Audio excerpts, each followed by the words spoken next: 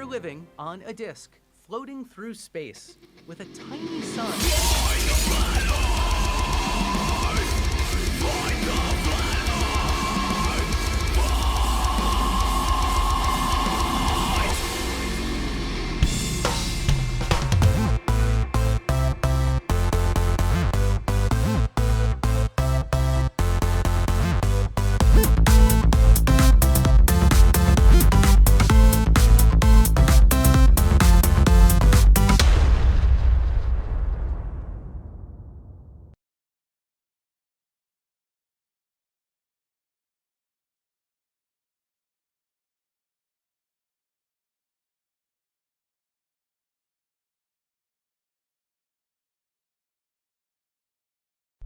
Right into the debate. So first, Robert, thanks so much for being with us again.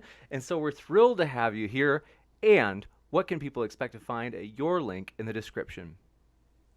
They can expect to find probably everything I've done for the last 30 years. I've written over 50 books, probably 500 articles, made 4 movies. So they're all for sale on that website. Debates, lectures, you name it, any medium that I could find to get the message out. But I'm not only dealing with science, I deal with theology mostly. My degrees are in theology, but sometimes science and theology overlap.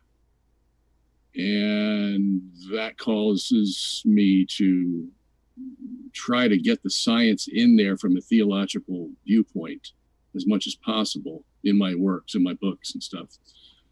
Some politics, some culture, not very much, but basically theological stuff and science stuff on my website. You got it. Thanks. All mediums. Thanks so much. Glad to have you back. And Fight the Flat Earth, glad to have you back as well. What can people expect to find at your link? Oh, I'm FTFE. I'm from the YouTube channel that does to stupidity what Facebook did to Nathan Thompson's group. It's a Flat Earth and Globe discussion. We got 140,000 members in there. The group was just deleted a few minutes ago. Never going to stop being funny. So I'm a 37-year-old ex-Royal Navy engineer with a degree in physics and a degree in nuclear engineering. I was in the service for as long as I could be until I was injured. Then I became a wind farm developer until my injury became too much and I left the working world.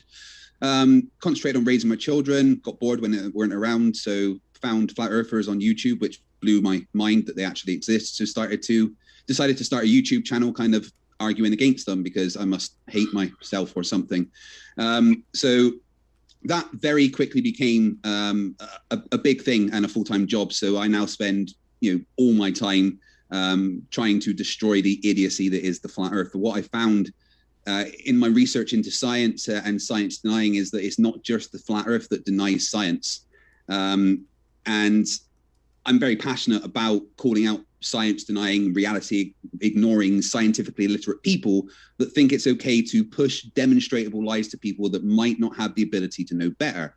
I am very, very passionate about this because it's not okay to say the Earth is flat, deny evolution, or say the Earth is the center of the solar system because these things are demonstrable lies. So I'm going to hold the position here that the Earth is not the center of the universe and the heliocentric model is completely correct. And I'm going to base what I say on Occam's razor, which, Robert, I watched a debate you had a couple of years ago, and you said that Occam razor was what favors the least complicated thing. That's not correct. It's what requires the least assumptions. So I'll be going with Occam's razor and Hitchens' razor that says anything presented without evidence can be dismissed without evidence. I'm normally pretty outspoken.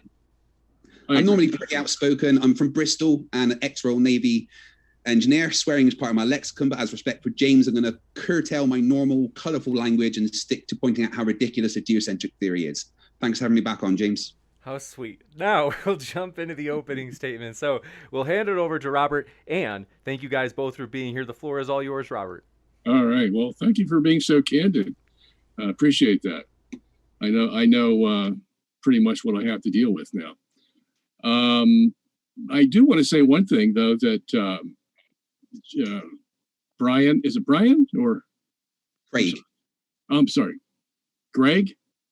Craig, C-R-A-I-G. Craig. I'm sorry. You could call me Fight if you like. Most people on the internet call me Fight. Yeah, but I want to call you Craig. Okay. Okay, so one thing Craig and I do have in common is we're both against the flat Earth. I think we both appreciate that when science says certain things and they're verifiable by experiment, there's not much you can say. Now sometimes the experiments can be shifted toward a favored view. Sometimes, and most of the time, when things go wrong, the experiments are not interpreted correctly, or they are interpreted to favor a certain view. So science does have its flaws in the sense that it's not a perfect institution, but at least it's on the right path. Men, however, sometimes get in the way of the science because there's empirical data on the one hand, and then there's what we would like it to be interpreted as because it fits with our cultural worldview or our scientific worldview, or in many cases, our view of whether God exists or not. Like even the flat earthers, for example. Many of them, I think probably 80-90% of them, are Christian evangelicals who believe that the Bible has to be interpreted literally. And this is where they get their basis for the flat earth, because they think the Bible teaches a flat earth. I think that's flat wrong, but it just shows you how influential your theological viewpoint may be on a certain case at issue. And the flat earth is one, but whether the earth is in the center of the universe is another. Our worldview is going to impact how we interpret the evidence. And that's not something that's easy to get away from. So let me start with the mechanics, though. So we have something from which to spring off of.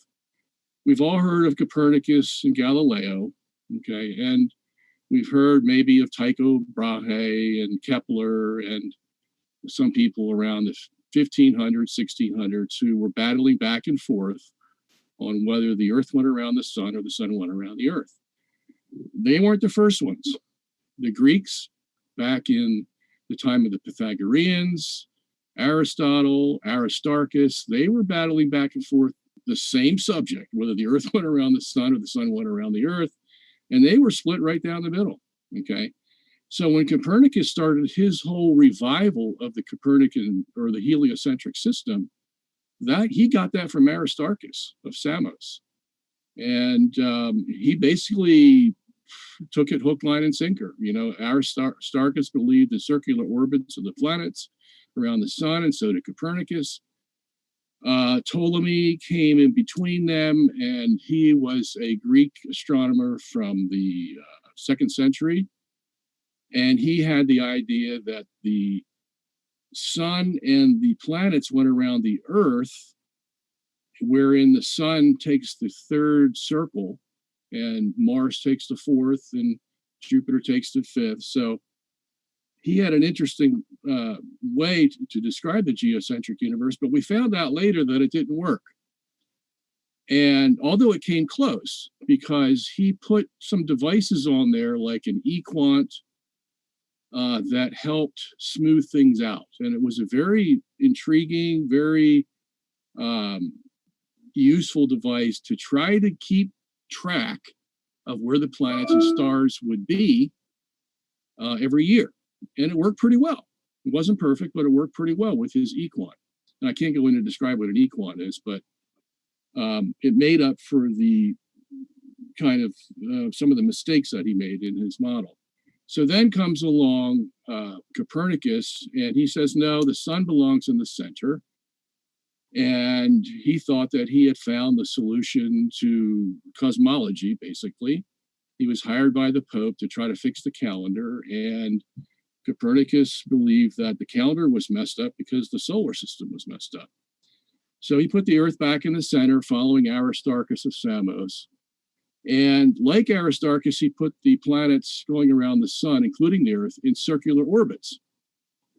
And this caused a problem because we know today the planets don't go around the sun in circular orbits. They go in more or less elliptical orbits, and even that is sometimes has some flaws in it because it's not exactly elliptical orbits.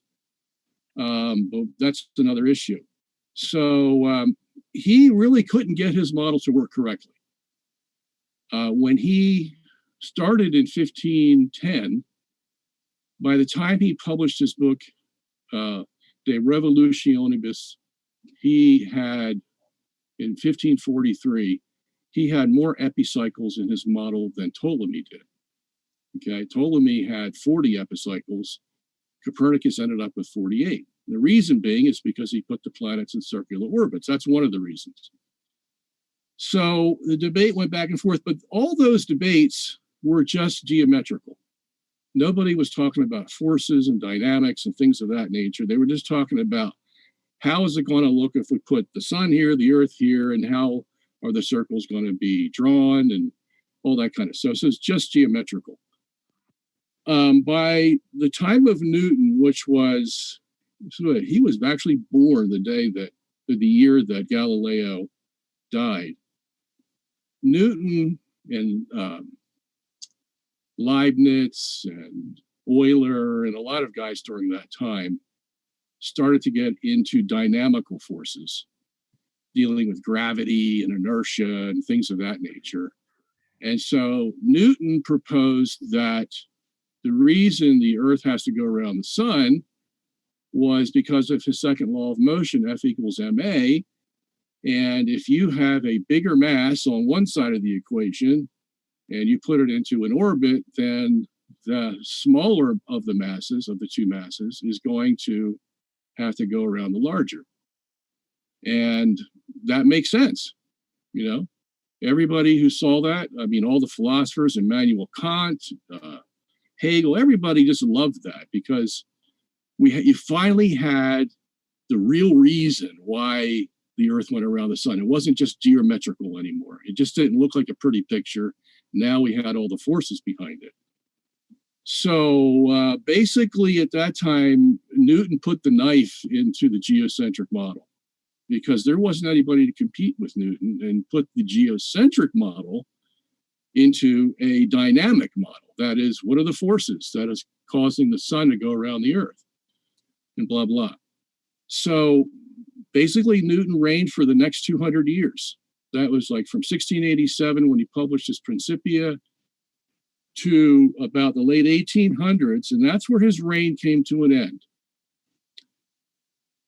At that time, a guy named Ernst Mach came along, and he said, well, yeah, if you use the solar system as your model and you avoid the rest of the universe, sure, the Earth has to go around the sun. No questions asked. Because the sun is bigger, the center of mass is near the sun, and so the Earth must go around. Both bodies go around the center of mass. Makes sense. Okay?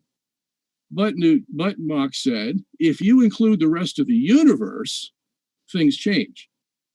Because now you have dynamic forces coming from the star field, the universe, that can very well impinge on your solar system.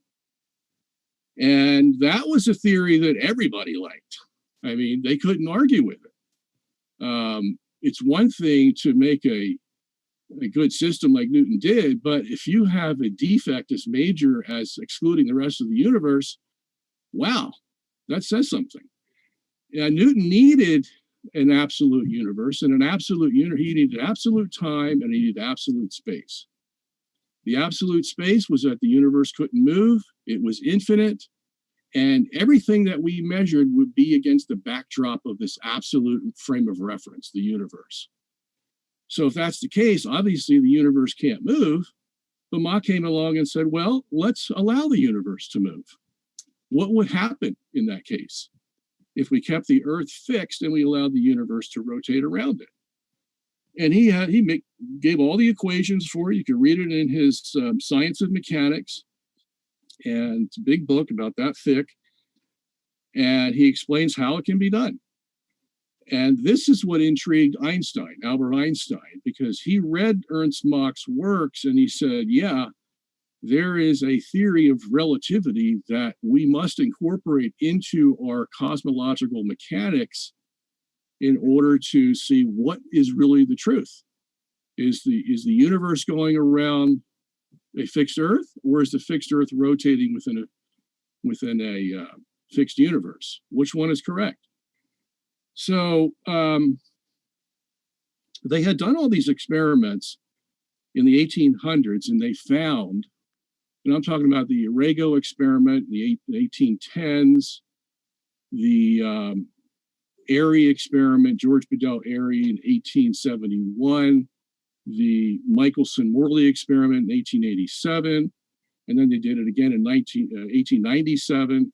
All these experiments were finding that the Earth wasn't moving, or at least they could be explained as the Earth not moving. And this was upsetting to modern science, because ever since Copernicus, everybody believed that, no, the Earth is rotating and revolving around the sun. But, then you have to deal with Mach, and Mach not only gets out of the solar system, where the debate was whether the sun went around the Earth or the Earth went around the sun, he extends it to the universe itself and says, which is true, whether the universe goes around a fixed Earth or the Earth rotates within a fixed universe. Which one of those is true? So he expanded the argument to include all of cosmic space. So, but they still struggled because they wanted to believe that the Earth was moving. That was the paradigm that they wanted to follow. But they had all these difficulties. How do we prove it? So they did this experiment in 1887, Michelson-Morley, and they were looking for a 30 kilometer per second speed of the Earth around the sun, and they couldn't find it. And they did this experiment probably about 50 times from 1881 to 1930, and they kept finding the same result. We can't get 30 kilometers per second out of this experiment for the Earth going around the sun. They did another experiment where they tried for the rotation of the Earth in 1925. That was the Michelson-Gale experiment. And they found a full sidereal rotation of the Earth in that experiment. And so they knew that, wow, we're getting a full daily rotation of the Earth using the same interferometer experiment that we used in 1887, but that interferometer couldn't show us that the Earth was going around the sun. So we have two experiments using the same principles, and yet giving us two different stories. One says that the Earth is not going around the sun. The other's telling us that there's a full sidereal rotation of 23 hours, 56 minutes, and 4.1 seconds every day. So how can that be? All right, so now we had further difficulty. Then Einstein, he tried to explain all this away by his special relativity theory. And he says, okay, one way to explain Michelson's 1887 experiment is to say that there is no ether, there is no Earth going through the ether, therefore it's not going to impede the light beam speed, and therefore any result we get is not going to be applicable because there really is no ether, okay? And in place of that, he comes up with special relativity, which says, okay, what really happened in the Michelson experiment is the length contracted, the length of the arm of Michelson's interferometer contracted, and they call that length contraction today. What else happened? Well, the time dilated. So, because if you contract the length, you're going to have to increase the time that the object travels. So this all became part of special relativity. Everybody loved it. And we found an answer to Michelson's experiment. We don't have to believe that the Earth is fixed in the universe. All right. 10 years later, he comes up with his theory of general relativity. Why? Well, because the special relativity was an idealistic theory that really couldn't be applicable anywhere, because everywhere you look in the universe, there's gravity and inertial forces. But special relativity didn't include those. So how is that theory going to explain anything, basically, because the whole world is full of gravity, the whole universe? So Einstein basically was forced to include gravity. And when he did, in his general theory of relativity, At the end of all the equations, he comes out and says, yeah, it is possible for either the universe to rotate around a fixed Earth or for the Earth to rotate in a fixed universe. Either one of those is possible. Why? Well, because general relativity teaches covariance and coequivalence. And there have been many scientists like Barber and Bertatti, Hans Thöring, and Joseph Lenz who have written papers showing, yeah, if you use Einstein's field equations, you have to admit that either one of those universes is possible. That is an Earth rotating in a fixed universe or a universe going around a fixed Earth. Either one is possible under general relativity. So I just take this evidence and I run with it. And I say, there is no proof mathematical, scientific proof that you can show that the Earth is rotating or revolving. And I'm also including, stellar parallax, stellar aberration, all those things that they used to use to try to prove that the Earth was moving around the sun. They've all been disproven. And that can be shown very easily. So I yield my time. Thank you very much. We will switch it over for the opening statement from Fight the Flat Earth as well. The floor is all yours, Craig. Thank you, James. Thanks for that, Robert. Always enjoy a history lesson. So when James asked me about this debate, honestly, it was the first time I'd ever researched geocentricity. And what I found was kind of disappointing. I found the things that I find when I'm talking about flat Earth, just claims of conspiracy that millions and billions of people have to be part of, misunderstanding of basic fundamentals of physics, cherry picking, twisting to fit a narrative, complete and utter lack of any evidence for a geocentric universe. So why do people believe that? I mean, I don't know. Frankly, I think it's ridiculous. And I think it stems from a lack of scientific knowledge, and a lot of it is for religious reasons. Now, I've got no interest in debating anything religious. I don't think it's relevant in a discussion about the nature of the universe.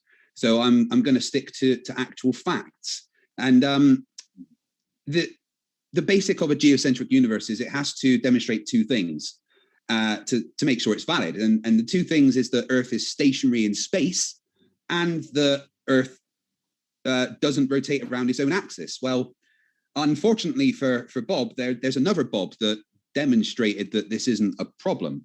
If the Earth is spinning at one rotation every 24 hours, that means that every hour it has to turn 15 degrees. And if the gyroscope is mounted anywhere on Earth, it's going to drift. In today's 21st century navigation systems, they're using what's called a ring laser gyroscope. It is extremely precise. If we could simply get one of these ring laser gyroscopes, we would be able to prove once and for all that there is no rotation to the Earth. One of the people in the community actually purchased one for $20,000. But what we found is when we turned on that gyroscope, we found that we were picking up a drift, a 15-degree-per-hour drift. Yeah, so thanks for that, Bob. And I know Bob is a flat earther and I wouldn't normally agree with him, but Bob in this case showed something that we already knew. And that is that every single fiber optic and ring laser interferometric gyroscope on the planet registers a 15-degree rotation per hour, no matter where you are on the Earth. Interestingly, it doesn't only register a 15-degree per hour drift, it also registers a 1 degree per day drift in 2 dimensions. And this represents the Earth's orbit around the sun in an ecliptic plane. So the fact that these things can easily measure, and the way that ring laser gyroscopes and fiber optic gyroscopes are constructed is that they can't see the outside world. They don't know what is moving, if the stars are moving, so they can't register any of that. They use light and the speed of light to do what they do, and light isn't affected by any electromagnetic waves or anything like that, so couldn't be any imaginary aether or anything. So there is only one conclusion you can get from things like gyroscopes, fiber optic gyroscopes, ring laser gyroscopes showing a drift, is that they are physically on something that is moving. I can demonstrate this further in the back and forth with gyroscope and putting it on a globe and showing how it moves. But they simply show that the Earth rotates, not only on its own axis, but also around the sun. Every pilot in the world knows this. Every modern plane has 3 of them that as soon as the pilot turns on, they have to register the rotation of the Earth to figure out their location and to be able to plot their position correctly. Gyroscopes like this are fundamental parts of modern aviation, and our understanding of them makes sure that the pilots can get where they're going and not crash into mountains and stuff. So yeah, other bits of evidence that the Earth's rotating is effects that we should have on a rotating body like the Earth that has a circumference of 25,000 miles and rotates at 15 degrees per hour. We should get effects like Coriolis and Eötvös effect, which vary depending on the latitude. This can be demonstrated with the simple swinging of a pendulum. With a simple swinging of a pendulum, depending on your latitude, it will drift a different amount. Now, you can actually use the amount a pendulum drifts to calculate your latitude on the Earth. And this is an effect that is predicted by a rotating planet. There is no explanation on a stationary Earth why you would be able to induce a precession on a pendulum that varies with your latitude. No explanation at all. The only explanation is that it matches the prediction of a heliocentric hypothesis, and that is that the Earth is rotating. You want to follow the scientific method, you look for an observation, you get a hypothesis, you make a prediction, and then you test it. And when you do that, you find the Earth is rotating. The Eötvös effect is something that is easily experienced as well. If you are traveling with the Earth's rotation, you increase your centrifugal acceleration, which actually reduces your weight. This can be demonstrated by taking a known calibration weight on a plane and measuring the change as you are traveling east to west or west to east. Another YouTuber, a pilot called Wolfie, did this. And what he found was as he was traveling east to west, as expected, the weight increased, and traveling west to the other direction, the weight decreased because it changed the centrifugal acceleration. These are things that we expect to happen, we predict to happen, and do happen because of the Earth rotating. So very much like a belief in flat Earth, natural observations in the universe alone debunk the notion of a geocentric universe. I'm going to quickly go through some of the basic observations now that we can look at. The first one is retrograde motion of planets. So, first one is the sun. Now, to say that the seasons on the Earth are geocentric, it's caused by the sun moving up and down around the Earth. So this presents a problem in the fact that we can always see the same face of the sun. For this to make sense in reality, it would mean that the sun would have to change its axial tilt.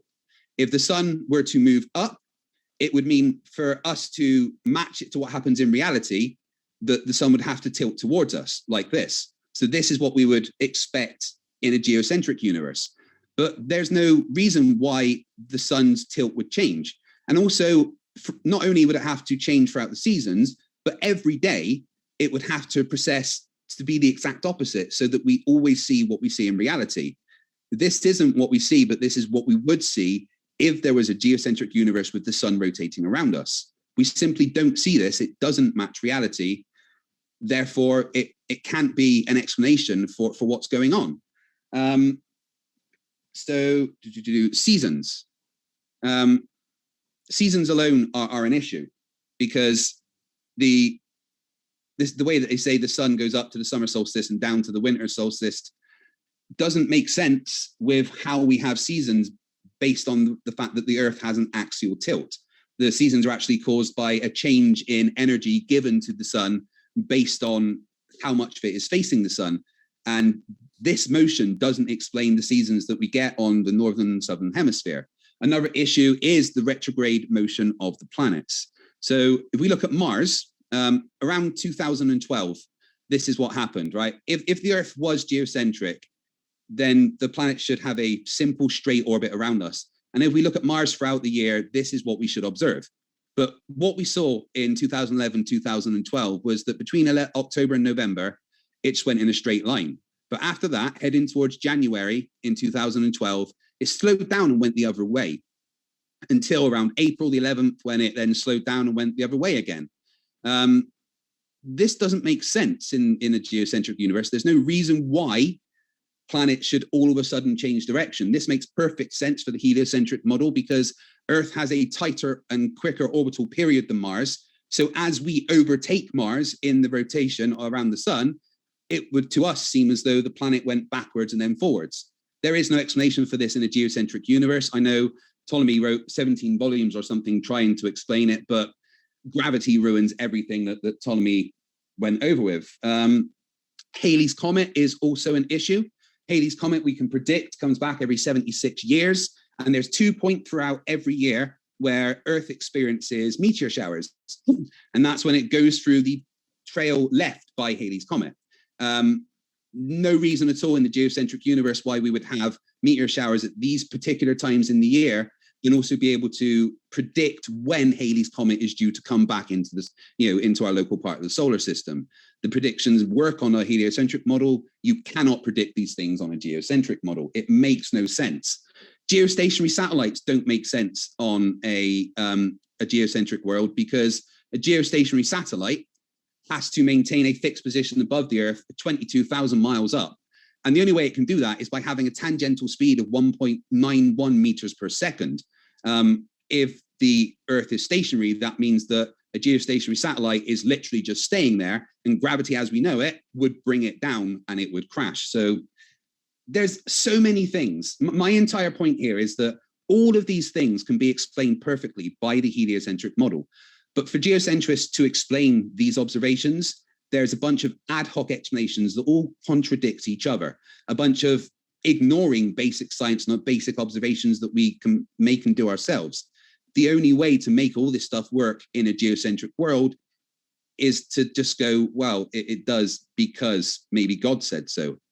Frankly, I think geocentrism is ridiculous. It's 2021. Facts are facts. And a fact is the Earth is not the center of the universe. And I yield my time. Thank you very much. Fight the flat earth. And with that, we'll go into open conversation. So thanks so much, gentlemen. Forgot to mention at the front, folks, we are excited that we are on podcast. And so if that's useful to you, hey, encourage you to open up your phone, pull out your favorite podcast app, and see if you can find us. If you can't find us on your favorite podcast app, we'll work hard to get on there. So just let us know. And I have linked those podcast links in the top of the chat. So with that, very excited for this open discussion portion. What we'll do is, if it gets, who are we kidding? It's not going to, but if it did get rowdy, we would basically restrict it to 3 minutes back and forth for each speaker to get to respond without interrupting. And so, gentlemen, thanks so much. The floor is all yours. All right, I guess it's my turn. Yeah, off you go. Craig, correct me if I'm wrong. You sound like, and you write like, and your animations are like the guy who goes by the name Cool Hard Logic on. Is that correct? Yeah, very much. So he was one of the first debunkers that I watched, and he gave me a lot of basis for things to research on this, because obviously he's done a lot of the research. So yeah, I got a lot of that information from the things that Cool Hard Logic said, and then so you're not Cool Hard Logic. You're just I'm not Cool Hard Logic. No, I'm FTFE. Okay, all right, because you sound just like him. Maybe it's just your English accent. I don't know. That guy's American. He's American? Aye. Well, he does have a peculiar voice. That's for certain. At any rate, let's get to some of the things you said. I don't know how much I can cover in 2 or 3 minutes, but I hope my time isn't counted against me for just trying to find out who Craig was. Well, maybe we could try and keep it to 1 point at a time, just to keep things simple. All right, let's see if that works. Okay, have you ever read the book Gravitation by Wheeler?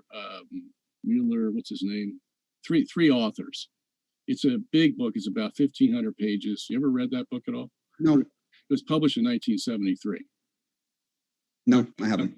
Okay, well, it's a famous book, probably the most famous book written about gravitation, still used today in universities.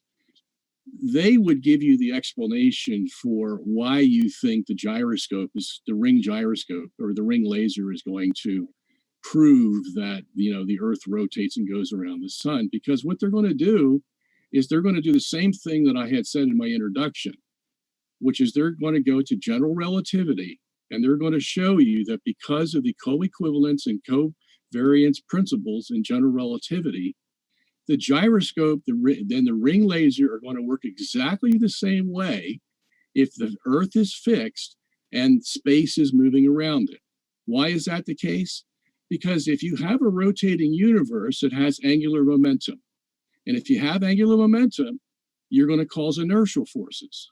And the two major forces are the centrifugal force and the Coriolis force. And the other is the Euler force, but that's dealing with something a little different. But you've got these forces that are created by a rotating universe that are going to work on the ring laser, the Foucault pendulum, the bulge of the Earth, and the gyroscope. They're all going to react the same way because of that co-equivalence and covariance that you would have in a rotating Earth in a fixed universe. Okay, there's no way that a ring laser gyroscope could be affected by anything like a Coriolis force. A ring laser gyroscope uses a Sagnac effect, the known speed of light as a constant, and the way it works is simply by seeing if there's a difference in the light patterns once they've gone in opposite directions around the path, and if the light has to travel further around one of the paths, that's because the path has actually shifted underneath the light, which is what it detects. There is no way for a ring laser gyroscope to detect anything outside of the ring laser gyroscope. There is one thing only that a ring laser gyroscope can detect, and that is the motion of the thing that it is physically attached to. There is no way it could detect a rotating universe. There is nothing, no kind of inertial forces would change the speed of light and the length of the paths within the ring laser or the fiber optic gyroscope. It just couldn't happen. Physics says no. Okay. All right. So you are in disagreement with the major physicists of the world who say exactly the opposite of what you're saying. I'd have to have a citation for that, please. Oh, well, I can give you plenty. I don't have it now because I didn't even know we were going to cover this subject tonight. I thought we were going to talk about the cosmic radiation. But I have all the pages from Gravitation and many other books that say exactly what I told you. And so here's the thing, though. Tell me by what mechanism? Wait. Just let me say this, then you can talk. They say, yes, a rotating universe around a fixed Earth is going to give you exactly what you're looking for, but they don't prefer that universe. They say that we would rather have the rotating and revolutionary Earth in a fixed universe as our solution. And so that's what they teach people. But they are honest enough to say that a rotating universe around a fixed Earth will do exactly everything you required of those force movements. Let's the thing is that a ring laser gyroscope simply could not detect if the universe was rotating. Right, we're at an impasse. There is nothing there. I mean, it's not an impasse. It's a fact. No, it's not a fact. It is an absolute fact. No, it's not. Absolute That's fact. where you're going wrong. Please, the middle of my sentence obviously interrupted the start of yours there. That's unfortunate, but simply is not a fact based on the way that a ring laser gyroscope works. I'm going to quickly go over the science and an explanation of how a ring laser gyroscope works now. So this blue box fires a beam of light. The diagonal line that you see splits the beam of light into two. It's a silver-coated mirror, so the light will travel around both paths. It will travel in opposite directions. Let me play that there. So what you see is that as it fires the light, it splits it into two paths. Now, if the length of the path, say one thing. Well, I'm going to finish the middle. I just want to say one thing. So I'm going to finish what I'm saying, if that's okay. One thing.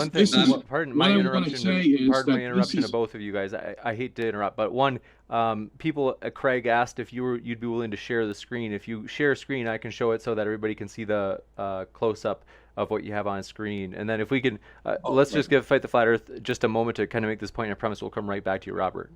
Okay. Wait 1 second. I'm doing it all from a virtual camera, so not a big deal if you can't. It's just an option if you wanted to. How do I share this screen on there? How do I share the screen for Zoom? What I can, let's see, I'll try to. Are you able to just make me big? Yeah, actually, let me do that. Pin. This should at least do a rough something close to that. So give me one moment. I'm just making it a little bit bigger. It doesn't seem to have the option to screen share on Zoom for some reason. No worries. They can see it now. Right. Okay. So when the box fires the laser, it splits it into two paths. And if the paths that the laser have to travel are the same distance, so the thing isn't moving, they both recombine at the same point, and then there's no interference pattern. It shows that it hasn't moved. However, if the actual device itself is rotating, because the speed of light is traveling, the light is traveling around, it means that as the thing is rotating, the path will move underneath the light and make the distance that light has to travel around one of the paths longer and the other path shorter. What this means is you get an interference pattern when it comes back, and you register that interference pattern as a movement, as a 15 degree per hour drift. Now, this is all enclosed. This is, a ring laser gyroscope is like vacuum sealed. It can't see anything outside of it. And the fact that it measures rotation, and I can demonstrate this with another video that actually Wolfie did, exactly how it measures the rotation. There is nothing outside of this that it could see. If the universe was rotating, which is something I say is impossible, it couldn't detect that the universe was rotating. There is no way that this device can detect if the universe is rotating. It is based on movement and movement alone of what it is physically touching.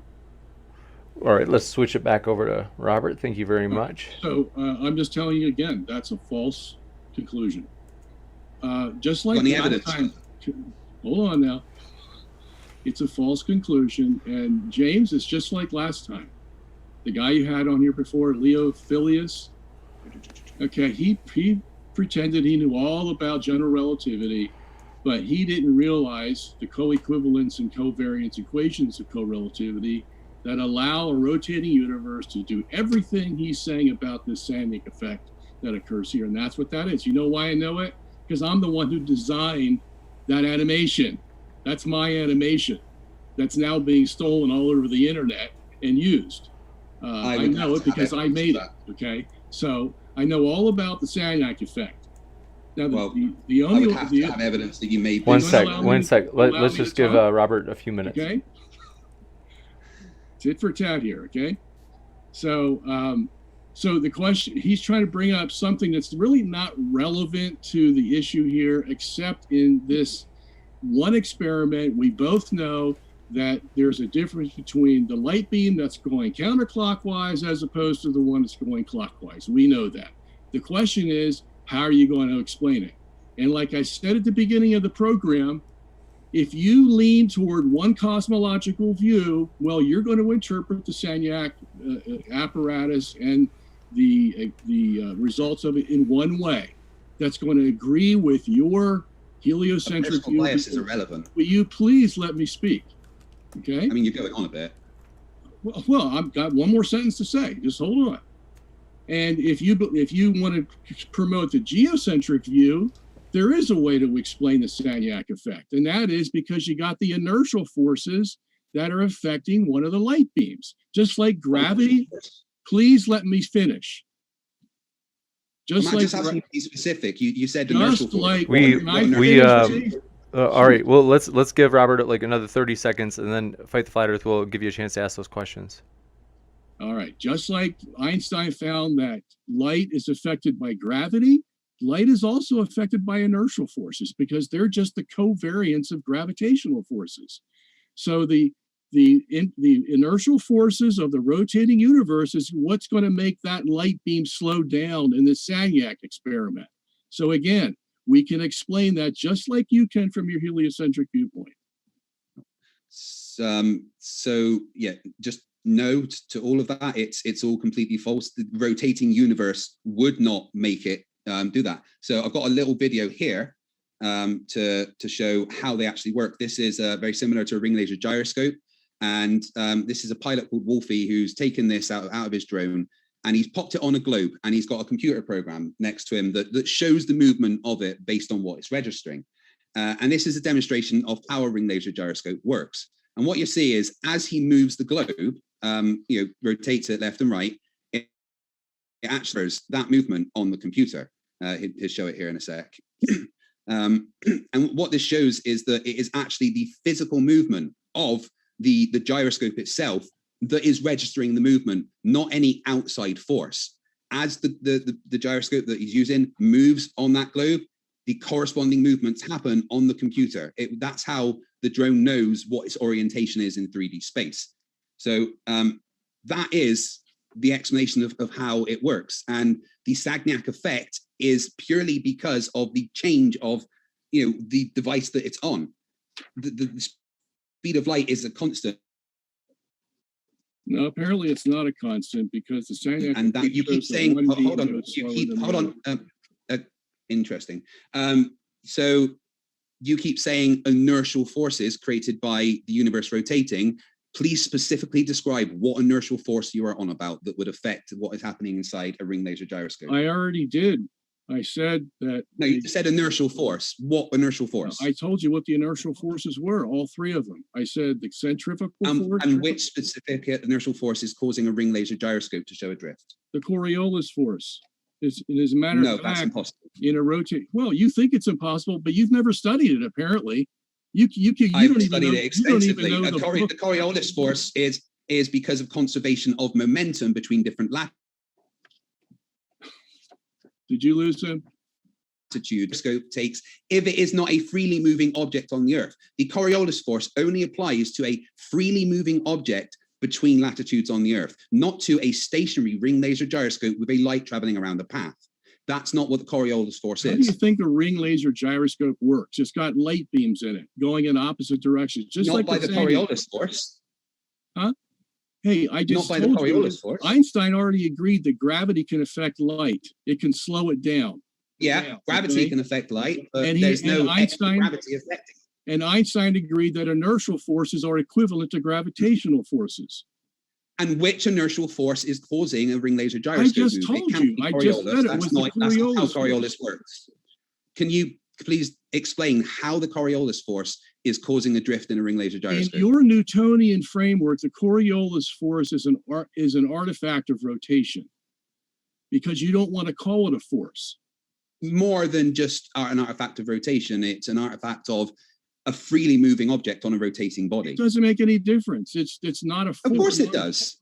Well, no, it's a pseudo force. It's an emergent force. It's an inertial. It is a measurable thing, the same as centrifugal force. It exists very much like gravity. It exists, and there is no explanation for how a Coriolis force could affect a ring laser gyroscope. That's simply not how they work. Because you never studied it. That's very apparent. No, I'm sorry, but I have studied it, and please don't commit the genetic fallacy of attacking me and my knowledge instead of addressing the actual. Well, you know what? That's the first thing you did when you gave your opening talk. You said they have no knowledge, they're ignorant, it's a big conspiracy, they believe in God, all this stuff. You throw at us, but when we throw it at you, all of a sudden did I say this specifically about you? I said it about geocentrism. Now you need to take a breath and cool yourself down, all right? Yeah, you're the one that got me hyped up. Yeah, clearly facts trigger you. No, because you don't understand what a Coriolis force is, apparently. I know exactly what a Coriolis force. Can you explain to me how the Coriolis force works, please? Let's now give a few minutes for Robert to respond, and just to slow down the tempo a bit as it's speeding up. Yeah, I'd like Robert to explain to me specifically how the Coriolis force works. The Coriolis force is an inward circular force. They've shown this in demonstrations. The centrifugal force is an outward force. No, I just asked about the Coriolis, dude. Sorry. Okay, I'm telling you what it is. That's why the Foucault pendulum turns, because the Coriolis force is a turning force. It makes it turn. The universe has angular momentum. It's rotating around the bob of the Foucault pendulum, and it makes it turn. Okay, if you don't know that, you don't know your physics. You're just like I know the Coriolis affects a Foucault pendulum. It does not affect a ring laser gyroscope. But you seem to have a very limited knowledge of what the Coriolis force actually is. No, I know both. I know what both Coriolis forces are in each system. All right, please explain to me how a Coriolis force is created then. In your system, it's not a force. Sorry. No, it's a pseudo force. It still exists. That's right. You're not going to try and. It's a pseudo force, but it still exists. How can that be? Oh, are you going to commit the flat Earth thing of not understanding what a pseudo force is? Are you saying centrifugal force doesn't exist? I know. When I'm on something pinning me to the outside, it certainly exists. No, I know what you Coriolis mean. force is a real force. The fact that F equals ma means that there is a force. Now, please explain. I've asked you this a very specific thing, and I'd like to get this very specific answer. Please explain to me how the Coriolis force works. I just explained it to you in both systems. No, you didn't. I said in the geocentric system where you have a rotating universe, the Coriolis is a real force. In your system, the Newtonian system, it's a pseudo force. That's not explaining how it works. That is caused by rotation. And that's why it's an artifact, not a real force. Robert, you're dancing around the question. How does the Coriolis force work? I just told you it's by rotation. No, you didn't. You said it's by rotation. That is not the answer. Yes, how exactly is the Coriolis force applied what to what other movement is causing your Coriolis effect besides rotation? Give me one. Your freely moving direction within the rotating reference frame. You've no idea what the Coriolis force is, do you? No, I do, because you have an No, you don't. I've asked you 4 times to specify exactly how it works, and all you've said is it's because the Earth rotates. There is so much more to it than that, Robert.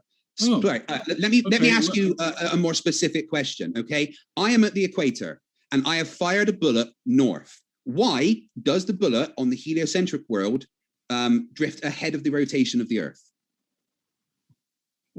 No, it doesn't drift ahead of the rotation. What it does, yes, it does, is it's going to curve because the Earth is moving underneath of it. That's what's happening. No, it's really not. Let's try again. A bullet fired from the equator north will drift ahead of the rotation. This is a fact. That's how the Coriolis force works. Can you explain why that happens in a heliocentric world? Whatever way you want to describe in your own words, that's fine.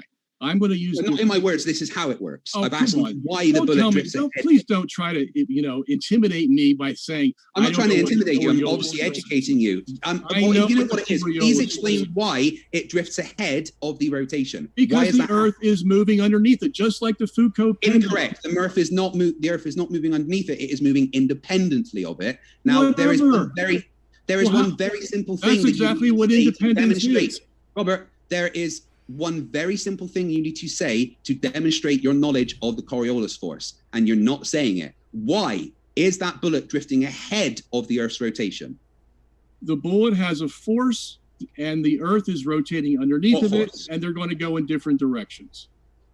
Yeah, that really makes no sense at all. So I'm obviously going to have to educate you on what the Coriolis force is. No, you're not. I really am. No, we're not moving on. I'm going to explain to you what it is. Okay, you talk all by yourself. Then I'll go into another time. Well, if you don't want to listen and learn that, that's your issue. But I'm going to explain your ignorance to the rest of the audience. You're the one who doesn't know what Coriolis force is because you clearly. That's why I'm about to explain it. That's why I'm about to explain it, Robert. Yeah, so if you're at the equator, right, you have a tangential velocity to the east of 1,000 miles an hour. Tangential velocity, right? So if you fire that bullet north, when it leaves the equator, it has a tangential velocity of 1,000 miles an hour. And due to this is important, conservation of momentum, it keeps that 1,000 miles an hour tangential speed to the east as it moves into an area of the Earth with a lower tangential speed. It's gone north, so it's headed onto a latitude that has a smaller circumference, which means that it is now over a point in the Earth that has a lower tangential speed than the bullet which maintained its momentum. That makes it drift ahead of the Earth's rotation because the bullet conserves its momentum. That is what the Coriolis force is, not just saying the Earth rotates and goes a different direction. That's totally not it at all, and almost what a toddler would describe it as. Really? So let's go to the Foucault pendulum. The pendulum goes back and forth. Okay. Is there a force on it? There is an acceleration, and F equals ma, so there's a force that you can measure. It's a force that causes an acceleration in the drift. Now, with a Foucault pendulum, the explanation is slightly different because it's on a fixed pivot point, which is rotating with the Earth. So in this case, the Earth rotates underneath the freely swinging bob of the pendulum, and that's what induces a drift at different latitudes, right? So the Foucault pendulum at the equator won't drift at all. Right, if you put the Foucault pendulum exactly at the equator, you're saying nothing. If you put it at the poles, James, it will rotate 360 degrees in 24 hours. Yeah. let's just give him another 30 seconds to finish, and then I promise So- to come right back to you, Rob. There would need to be an explanation why it can induce a different drift based on your latitude. And there isn't one in the geocentric universe. There is one that we predict and expect in the heliocentric model. Yeah, that's because you don't know Einstein's general relativity, sir. Okay. Oh, I really do. Very apparent. And don't interrupt me while I'm talking. Okay. Let's give Robert about Done it. 3 minutes All or right, so, so 2 or 3 to He said respond. the different latitudes that occur when you have, you're going to get a more acute rotation of the Foucault pendulum in the north than you are at the equator. Of course, it's not going to even move at the equator. And that's because the inertial forces of a rotating universe are equalized at the equator. So there is a neutral barrier between the northern hemisphere and the southern hemisphere, because the Coriolis force in the northern hemisphere is going to go counterclockwise, and the Coriolis force in the southern hemisphere is going to go clockwise. So at the equator, they're neutralized. And that's because of the Coriolis force gradations that occur in a rotating universe around a fixed Earth. Okay? You apparently don't know any of that. So it's useless to talk about it. Okay? You're fixed on the idea that you have the only explanation to why these things occur. I'm telling you that the books already explain your side of the equation, and they also explain my side of the equation. I suggest you go read them, and I can give you a whole list of books, modern physics books, that say it. What you just said is one of the most insanely idiotic things I have ever heard. At no point in your rambling, incoherent response were you even This is what he's going to say in response. considered a rational thought. This debate is over, Everyone James. in I'm this out of room here. All right, now- let's respond, Craig, directly. James, I'm out of here. Okay, I told him. Just if telling you me want I to don't do understand the funny Coriolis business- force when I just explained it Hold to on you. one is sec. a bit of One a- I sec. told you- Robert Can I is speak, please? wanting to say something, and I know he wants to run away because he doesn't like facts. Yeah, you're an idiot. let's Oh, I'm a let's Okay, listen, without wasn't without I asked the, what without happens? the, Right. James, without I the want a movie chance to clips. speak here. I said, if this man pulls any funny business, I'm out of here. And he just did. This debate is over. No. I was told if I swear that you would go. I haven't sworn once. You're the one No, that's. been I said it's particularly funny business, like not what I said in the email. what's on I your think- YouTube videos. This might Come on, be don't an run away just opportunity to because you switch don't to know a how the different Coriolis topic works. with I would without say, without any Yep. movie scenes. So with an opportunity to switch into a different topic before we go Yeah. into Q&A, which actually wouldn't be that much longer, is there any final topic that you guys would like to explore without any movie clips? yeah, I want to, he talked about Gravity. retrograde motion. He talked about the seasons. He talked about geostationary satellites, and because, God said so. So, I'd like to briefly address each one of those in about 30 seconds. One at a If you time. knew anything about, are you going to interrupt me again? Are you going to let me? I'm just finish? making sure it's one at a time, so it's not Yeah, too much. I to can go only through. do it one Right. at a time. Yeah. So retrograde motion, all he'd have to do is go to the same place that he stole my Sagnac animation, and he'll find geocentric retrograde motion. We have a flash drive that has 60 animations in it. The retrograde motion is one of them. And a child could see how Mars's retrograde motion can occur in a geocentric system. All you do is switch the Earth and the Sun, and you draw the correct circles, and you have it. He doesn't know. He doesn't believe it because he's never seen it. He didn't even dare to investigate the other side of the story before he comes on here and starts ragging on geocentrism. My goodness. Geostationary satellites again. Wait, one at a time. That's all right. If I could respond to what you just said about the Go ahead. retrograde motion. So why is there retrograde motion in the geocentric universe? You just said because you can draw the circles. Do you want to elaborate on that? Yeah, you're going to have to draw circles around the orbit of the sun around the Earth. And you're going to have the circle of Mars going around. And you're going to have the Earth fixed. That's what I meant by drawing proper circles.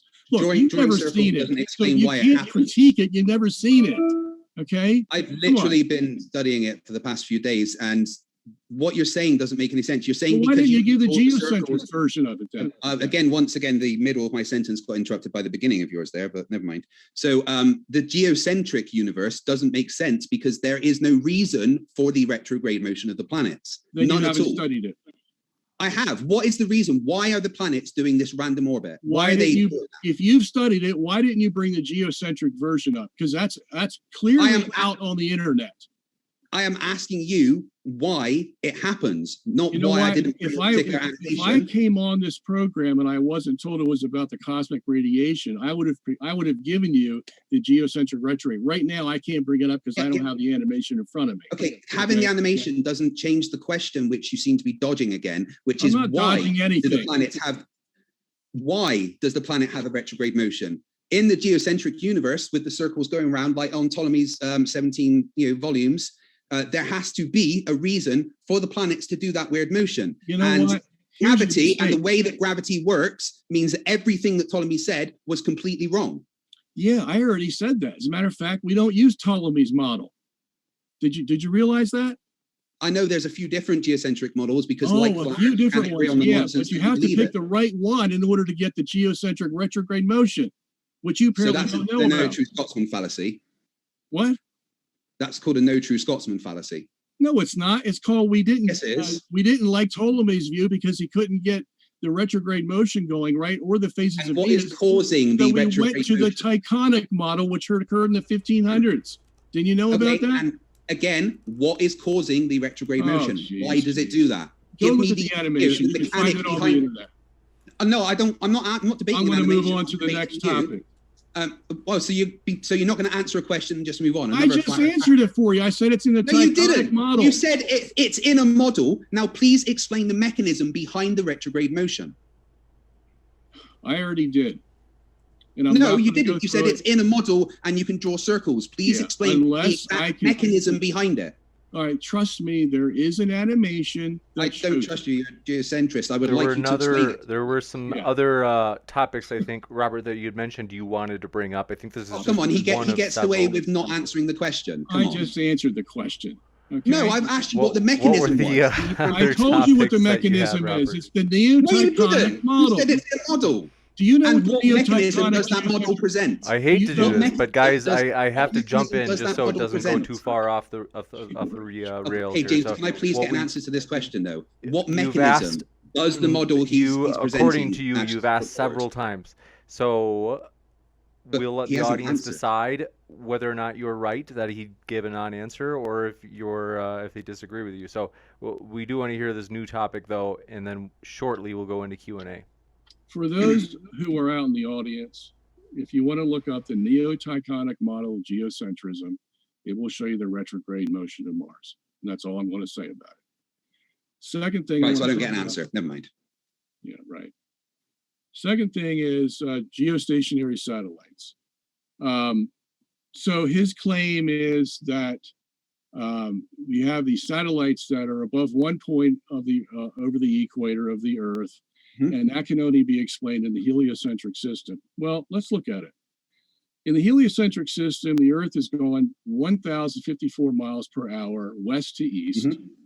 So the geostationary satellite, let's say that's a weather satellite, it's up 22,424 miles. That's going to have to go about 7,000 miles per hour west to east to keep up with the rotating Earth. 1.91 meters per second, yeah. Yeah, okay. So what is that satellite moving against? Moving against anything, it's got a conservation of momentum. Well, whatever.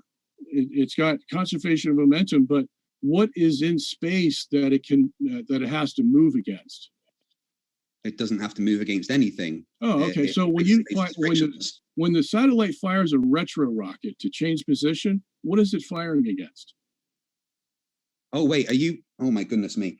Do you not know how rockets work in space? Is that what we're going with here? I'm asking you a question. Don't tell me you think I'm ignorant. Just answer the question. No, I'm trying to just understand where you're coming from. I just asked you a question. I'll ask you again. So the force comes from inside the combustion chamber of the rocket. That's where the force comes from. Okay. So if Newton's third law is applicable and you have an equal and opposite force to a force coming, then what is causing the opposite force so the satellite can change position?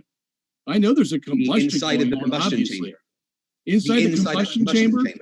What is the combustion chamber combusting against? You're asking me a question, but not letting me answer it. The inside of the combustion chamber has a force created on it due to the expanding gas. This is the equal and opposite force created.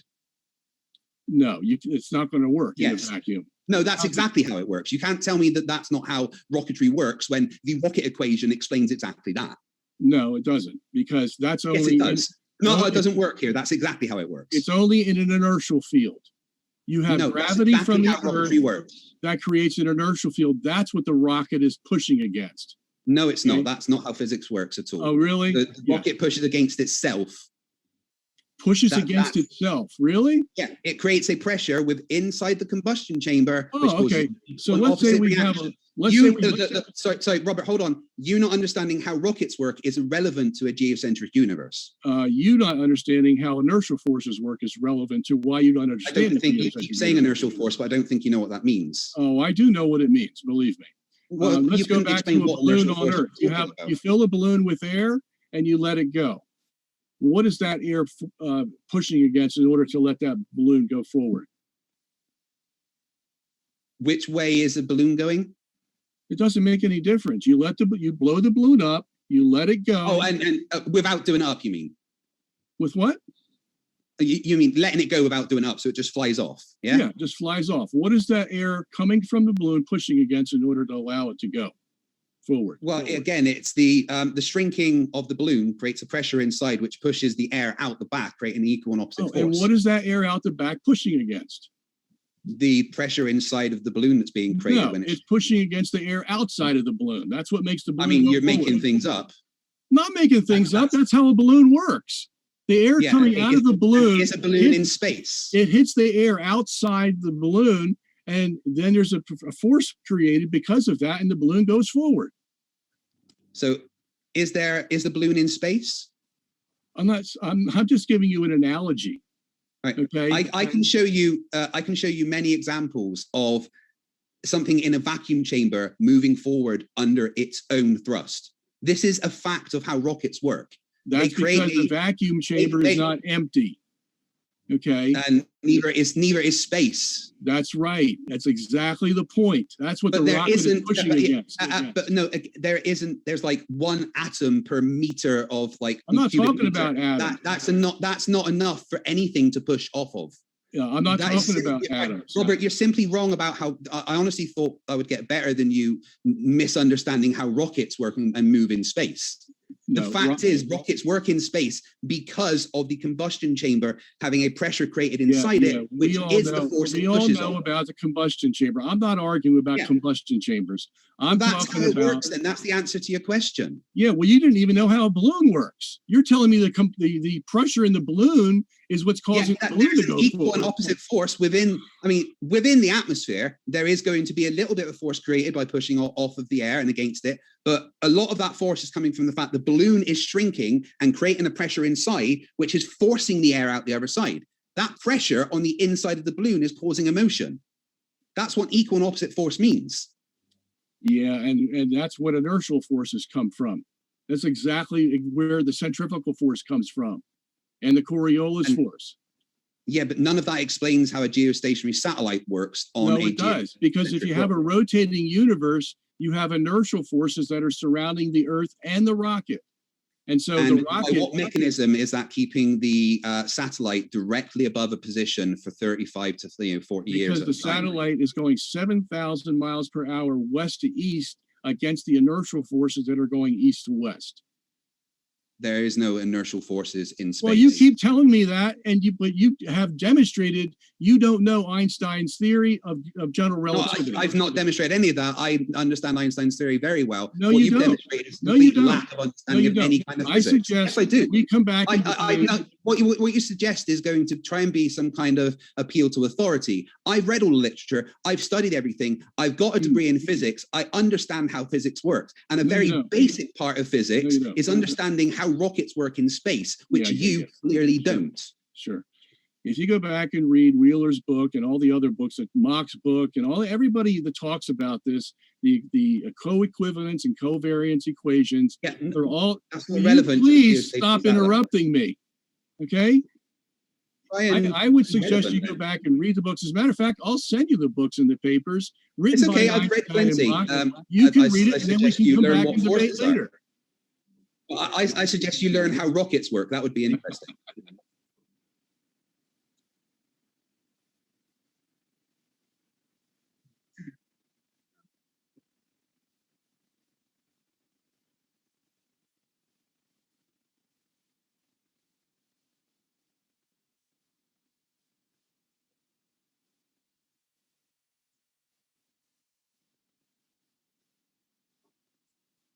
All right, we had already addressed this, but let me do it again because it's important. If you were in a system of just our solar system, as I said, the Earth would have to go around the more massive sun. That's 2 seconds. So sorry, Robert. This is totally my fault. I was still muted on my end. So just so that the audience can hear the actual question. Otherwise, so to give it the context. Sorry, folks. That was my fault. The question was from Chris Gammon. Thanks for your question. For Robert, do you agree the sun is hugely more massive than the Earth? Why doesn't its gravity pull the Earth around it? All right, so we addressed this before. Let me do it again.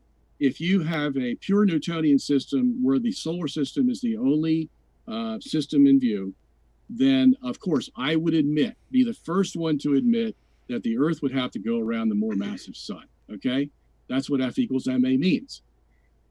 Now, as I said, when 200 years later, Ernst Mach came along and said that Newton had a defect in the system, and that defect was that he was assuming the universe was absolute. And if you do, yeah, you're going to say the Earth goes around the sun. But if you say the universe is not absolute and can rotate, then you have a whole different system that you have to take into account.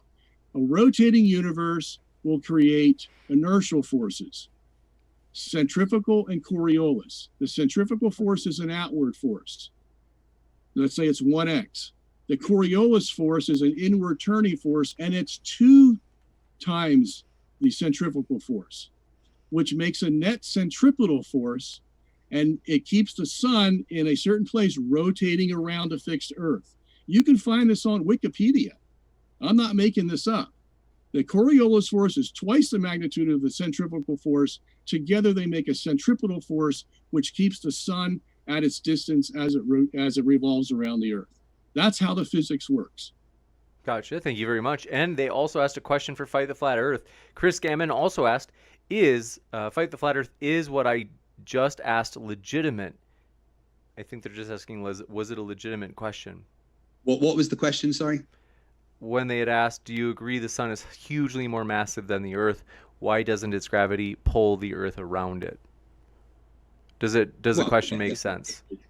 As in, why doesn't gravity pull the Earth towards the sun? I mean, the answer is the Earth's got a tangential velocity, which is, the Earth is in free fall towards the Earth, but it's towards the sun, but it's got a tangential velocity that means it goes fast enough it misses the sun. Just quickly, while the camera's on me, I want to read this from nasa.gov.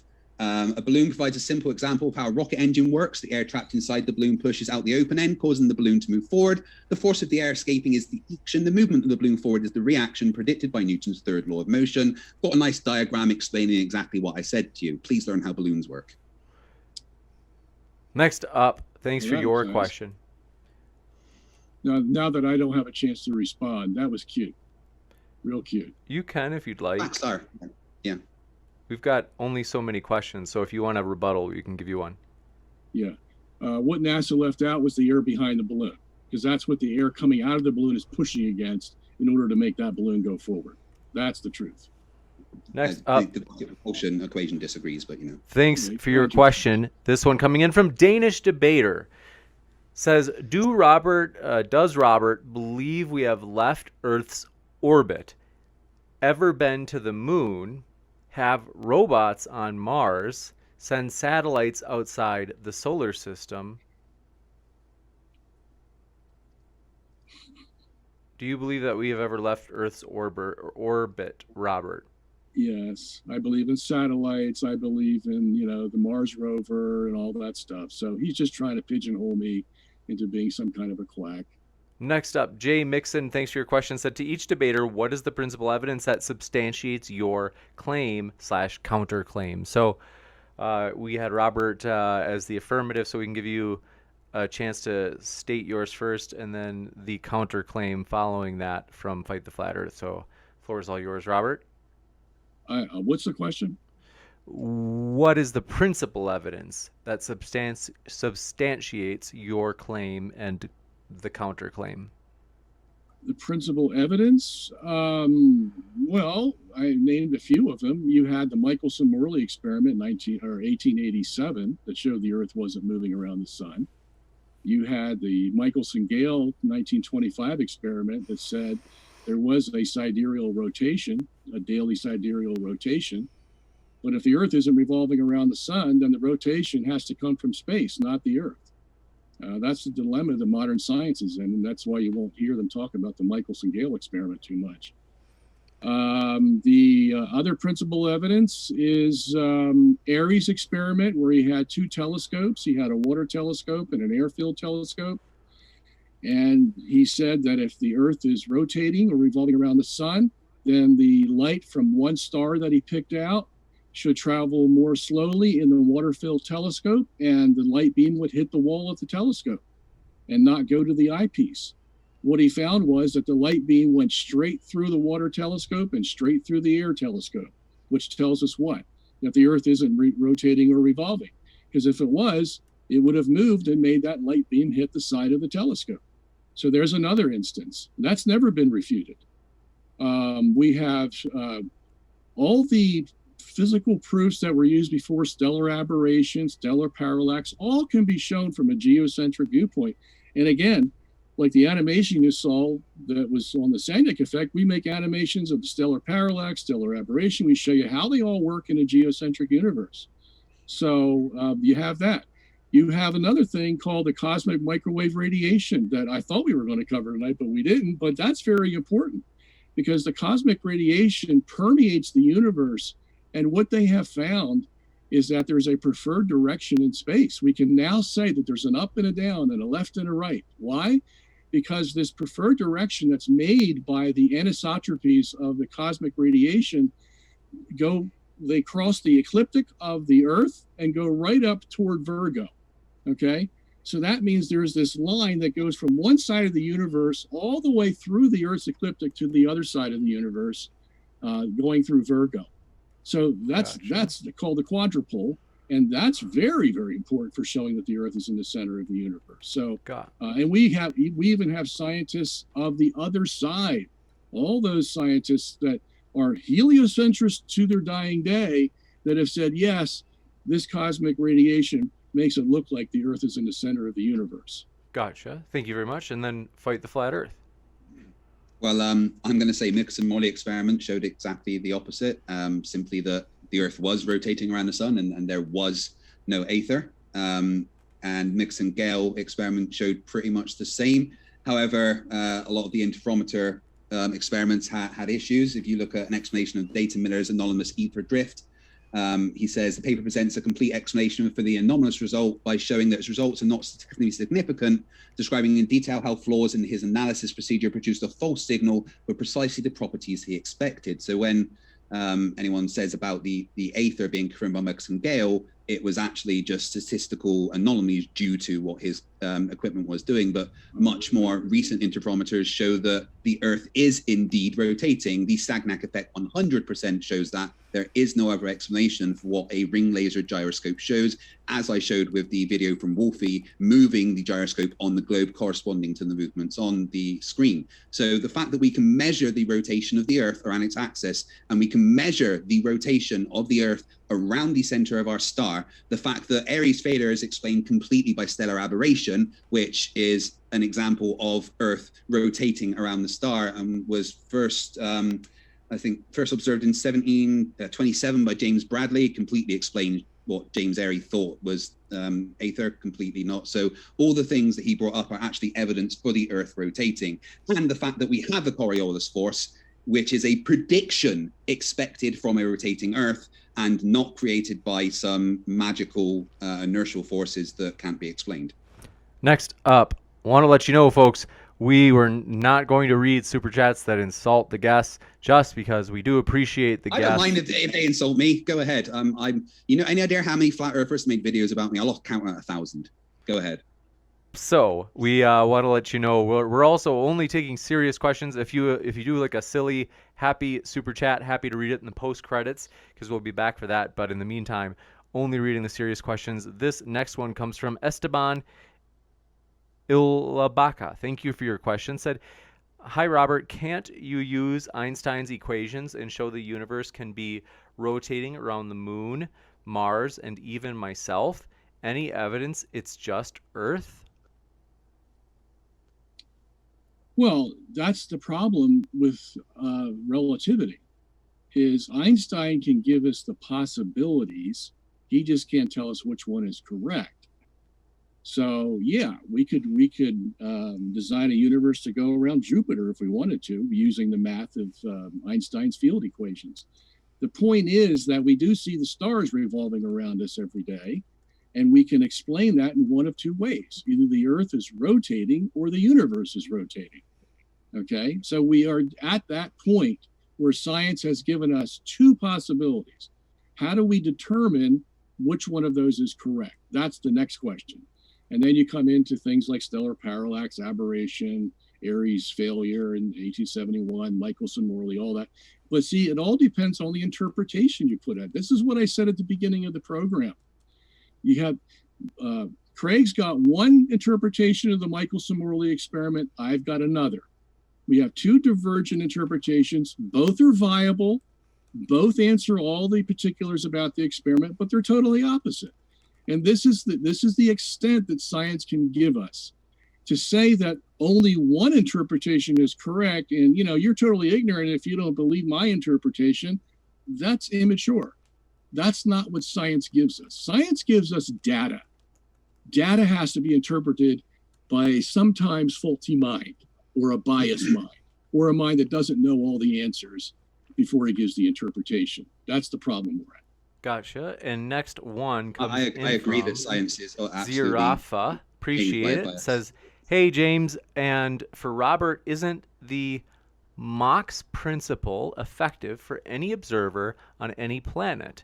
Do you have a justification for the Earth's special, truly stationary position outside your particular theology?" I just answered that question. Gotcha. It's just another way of saying it. I had a feeling. And Astro Hutchins, thanks for your kind words. Said, "Good show," and no questions here. You guys have applause. Thanks, Astro. And DC Blunt said, "Last night I dreamed," let's see. I have no idea what that means. But LV23, let's see. Thanks for your super chat. You got a fan out there, Fight the Flat Earth, and Fred. Oh. Just more of the yes. Flash Gordon, thanks for your question. Said, "Fight the Flat Earth. If the government wants us to believe Earth is a globe so much, why are all the maps and pictures of Earth all flat in all the books?" Gotcha. Okay. Tokyo Because Lloyd is the answer. They're just being But so. every single map that you find that's flat is a projection of a globe. And the only way that you can navigate is by using the Haberstein formula, which only works on a globe.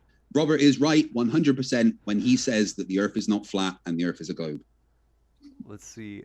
This next question coming in from Holy Smalls. Fan says, "I got to show some love since Fight the Flat Earth is on." And then next, Area 85 Restorations, appreciate your question, said, let's see. "Robert, I disagree with everything you're saying. If you claim it isn't, let's see your math.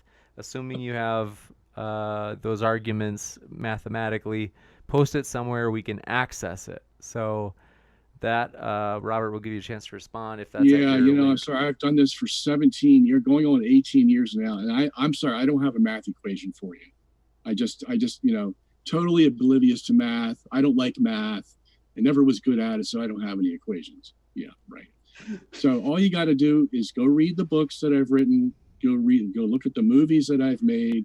You'll see equations all over the place. As a matter of fact, some of the same equations that Craig has used. I just interpret them differently. Okay. F equals ma, the basic Newtonian equation. Okay. I interpret that as being F equals ma plus centrifugal plus Coriolis plus Euler forces. That's how I interpret it, because that's the only one that really works. So in other words, F equals ma is defective, because whenever they send up a satellite, they have to add in the inertial forces. So I add in the inertial forces to F equals ma. Okay, and see, that's part of the defect that we had. One sec, let's give him a chance to respond. Fight the flat Earth. Yeah, he keeps saying inertial forces. No, I'm saying let's give Robert a chance to respond. Sorry. Oh my God, I'm going to mute myself. It's hard.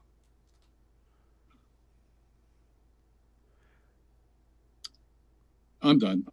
Go ahead. Next question. Next up, Jamie Russell says, it seems to me if they are equivalent, you could never tell either way. Why or why not for both? So Craig, sounded like you want to talk, so we'll give you a chance to answer first, and then we'll give Robert the chance to answer before we go to the next question. I think that was directed towards Robert anyway, so that's fine. Robert can go. Let's All see. right, so just repeat the question again, James. They had said, it seems to me if they are equivalent, you could never tell either way. Why or why not for both? Namely, why is it that you could never tell either way? Yeah, and she's right. You really can't tell, okay?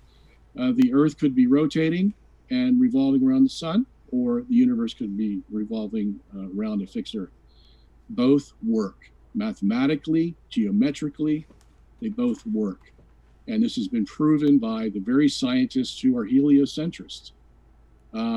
They will show you that relativity says the other side, the geocentric side, is completely viable. And all the mudslinging that's been added, been thrown at it for the last 500 years is totally unjustified. Okay. But they will also tell you that of the two, they prefer, philosophically speaking, they prefer the heliocentric model. Why? Well, gives them a lot of freedom. You see, because if you have the Earth in the center of the universe, what does that imply? Well, it implies that there's a designer behind it. Because the Earth in the center of the universe, that ain't going to happen by chance. Okay? So it implies a designer, and that means there's a God, and that means he's going to judge you for your sins. And none of those guys like that because they're all atheists. So naturally, they're going to pick the system that's more comfortable for them, where the Earth is out in the remote recesses of space with no signpost saying, here we are. It's just going to be out there all by time and chance. That's the kind of universe they like. So that's the one they pick. I'm here to tell you there's another side to the story. Gotcha. And then Craig will give you a quick chance to respond as well, and then we'll go to the next one. It's nothing to do with what I like or don't like. It's what observable facts present. Whether or not there is a God is completely irrelevant. Whether or not there is a creator for the universe is completely irrelevant, because everything that happens in the universe can be explained by natural means. In a heliocentric model, in a geocentric model, you have to go, but God did it. Next, Harold, thank you for your question. Said, let's see. They are a fan of you fight the flat Earth, and they wanted you to know that. And Oflamio says, very much. Is an interpretation of data a scientific question or a religious question? Who's going on that one? Interpretation of data is nothing to do with religion. Facts are facts, regardless of what a magic book says.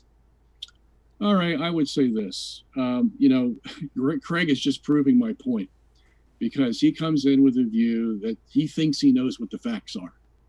And that's because he sees the data. He wants to interpret it one way, and this is the only way that it can. Please don't put words in my mouth. So don't interrupt me, Craig, okay? Please don't put words in my mouth then.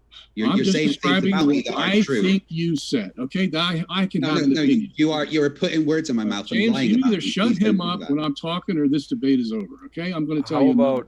How about we'll give Robert a chance to finish his sentence, and then fight the flat Earth. If you afterward want to let him know what you didn't actually say, you can. All right, I'm going to try to get back on track here. Someone will come to the data, and he thinks he knows what the data says, and then he will call it a fact. They do the same thing with the theory of evolution. You know, Stephen Gould came out years ago before he died. He goes, well, it's not a theory anymore. It's a fact. Evolution is a fact, you see, but it's not a fact. It's still a theory. It still has missing links all over the place. Okay, so it's not a fact. But this is the way that Craig is approaching the subject. He interprets the data and he thinks he has the facts. And anybody that disagrees with him either doesn't know the facts or misconstrues the facts or this or that. And so he can just put them in a category of ignorance.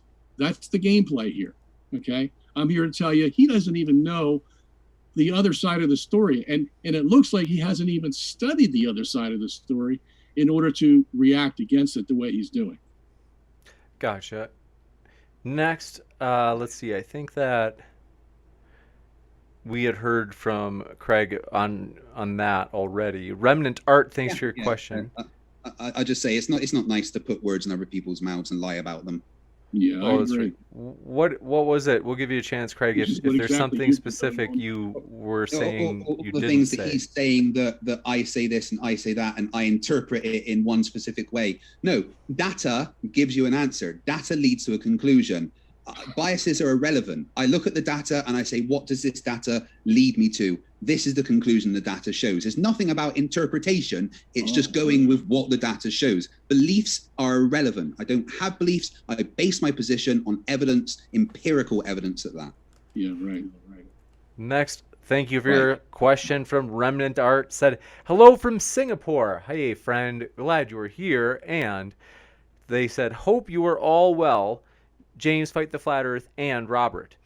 And then they said, Robert and Fight the Flat Earth, they said, Craig, you're not fat. Thank you. Then I've lost over a third of my body weight. Then they said, Flat Earthers called me fight the tight shirt for a long time, and I totally did that. next they said, what the heck, a new force equals MA formula? I know, that blew my mind. Yeah, it should. Next up, thanks for your question. This You one want me to- coming in James, you from... want me to answer that? James, you want me to answer that? Oh, feel free. Yeah, okay. So scientists all know that F equals MA is just an approximation. When they send up a satellite to either go around the Earth or to go to Mars, if they just use F equals MA, the satellite would never get there. They have to add in centrifugal, Coriolis, and Euler forces in order for that satellite to get where they want it to go. Now, they don't tell you that. That's because Newton's formula F equals ma doesn't include the inertial forces. You have to add them in there by hand. Okay, so we've had a defect in Newton's mechanics for many, many years. When Mach came along and he said, here's the reason why you have the defect. Because you haven't included the rest of the universe. That's why. You've enclosed the system into the solar system, and then you made your conclusions. And in that system, yeah, you'll have F equals ma, but even then it's going to be an approximation. Okay, that's what it's all about. Gotcha. And this If one I coming could in respond to from- that, James. We do have a lot of questions, so I'll be quick, I promise. Just what you said about adding in centrifugal force and that is completely wrong. There's two equations that they use to put things in space: F equals ma and Fg equals gm1 m2 over r squared, and that works fine, no problems at all. what I can do is, since the super chat was originally kind of aimed at you, Robert, I can give you the last response before we go to the next question. Yeah, okay. So I would say it's just another indication that Craig's view of physics is limited. Yeah, I know they write it in the books F equals ma. They just don't tell you what the whole story is, especially if you get into the calculus of F equals ma. Then you see where all the defects are. Okay. So, I mean, that's why Einstein came up with a new view of the perihelion or the precession of Mercury, because Newton's formula F equals ma had a defect. It couldn't account for the precession. So Einstein put it into his tensor equation and came up with a more accurate solution. That just shows you the difference between the two. Gotcha. Next up, this one coming in from Tim Pryor. Oh, I think they took your comment about being bad at math literally. The way I interpreted it was that you were being facetious, Robert. Yeah, that's correct. Oh, okay. And never mind that one. Sorry, Tim Pryor. Batman says, I've not seen, let's see. He said, good job, Craig. You have a fan out there, Craig. And Mark Reed, sorry guys, it's like the caffeine is worn off, and so I'm a little bit like fuzzy. Mark Reed, thank you for your question, answer, comment. Said, thanks for the debate. It was, let's see, They said, good job, Craig. You have another fan as well in Mark Reed. Castiel said, Thank you. missed beginning.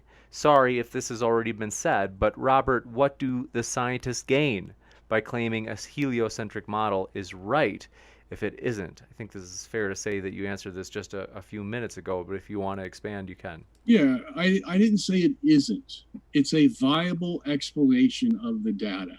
We went through this whole thing about Coriolis force. Is it an artifact of rotation, or is it actually a real force, not a pseudo force?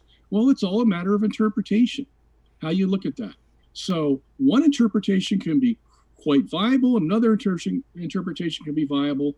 The question is, which one is right? So far, science hasn't been able to get us to that point. And so that's why theology comes into play, because then people will resort to the Bible or to history, and they'll say, well, the Bible, God's word, says that the earth doesn't move. And we take that as a fact. So you might have some ambiguity in your scientific fields about what goes around what, but the Bible says that of the two, the stationary earth is the correct one. So that's how theology will get into the picture. And then it becomes a debate about how you interpret the Bible. Gotcha. And this next one coming in from 2 moments while it loads. Area 85 Restoration said, Robert, sorry, but where specifically can I access your math? I think they're asking for a book or maybe a paper title or whatever you have in your webpage. Yeah, so go to robertsongenis.org, go to books, and go to Galileo Was Wrong, the Church Was Right. And in there, in volume 1 and 2, you'll find all the math you want. Probably more than you want. Gosh, huh? This next question coming in from Tokyo Lloyd said, question for Robert, if the Earth is the center of the universe, then why isn't the sun drifting away from the Earth? That one sounds familiar. The universe is expanding, right? No, that's a fallacy. See, as a matter of fact, that whole expansion of the universe idea came from Edwin Hubble in 1929, where he saw redshift of all the galaxies outside of our local frame. And he said, okay, that puts the Earth in the center of the universe. That's what he concluded. Okay, but we don't like that. So how do we get out of that situation? Here's how we do it. We make the universe into a balloon. That way we take the center out and we just have a surface, which is a balloon. We put all the galaxies on the surface, then we blow up the balloon. All the galaxies separate from each other and they're going to see all redshift, whatever galaxy is looked at from any other galaxy. That's how we got the Big Bang. That's how we got the expanding universe idea. It was because Edwin Hubble didn't like the geocentric universe that he looked at in 1929 through his telescope. Okay? So no, we don't have an expanding universe. And as far as the sun is concerned, the reason I said it's going to stay in its orbit is because of the centrifugal force that's matched with the Coriolis force, which is twice the magnitude, which makes a net centripetal force that keeps the sun in its orbit so it doesn't drift off. Gotcha. And the next one, Remnant Art, thanks for your question, said, for Robert, do you take the passage in Genesis of the snake talking to Eve literally? In other words, can snakes actually talk? Yeah, donkeys talked in Numbers 22 with Balaam. We have angels that talk. God can make anything talk if he wants to make it talk. Normally, they don't have speaking abilities. Yes, I'll agree with that. But in a miraculous situation, anything can be made to talk. Gotcha. And Dave Langer says, for Robert, do you also think the Earth? Oh, yeah, we already got that. Yes, Dave Langer. The answer to your question is Earth is the center of the universe from Robert's perspective. Mr. X and Mr. Y, last question of the night. Thank you. Said, for Robert, how can the RST of the universe influence the solar system in such a way that everything rotates around Earth? RST? I'm not sure what that means. Well, we tried. I didn't get it either. But want to say our guests are linked in the description. Want to say thanks everybody for hanging out with us. We appreciate you, and we appreciate our guests. We want to remind you all, folks, we know it's a debate channel, so sometimes it gets rowdy. We want to remind you to attack the arguments rather than the people. Remnant Art has a last-minute super chat came in and said, Robert, how large is the sun and how far is it from Earth? 93 million miles, 864 miles in diameter. Thank you very much. 864,000 miles in diameter. So I believe the sun is as big as it is in the heliocentric system and as far away. That's really not the issue. The issue is the forces. What causes what to go around what? That's what we have to answer, the dynamic forces. And I've already done that in this debate. You got it. And so thank you all for hanging out with us. We really do appreciate it. And want to remind you, as mentioned, we are on podcasts. So if you enjoy podcasts, hey, rate us as well. That helps us. And so thanks. And our guests are linked in the description. One final time, thank you so much, Robert and Fight the Flat Earth, for being with us. My pleasure. Thank you for having us. Absolutely. Thank you. If anyone wants to come and hang in an after show, I'll be doing a quick one on my channel. Thank you, James, for having me on. You got it. Thank you, guys. Fight the fly, fight the fly, fight the fly.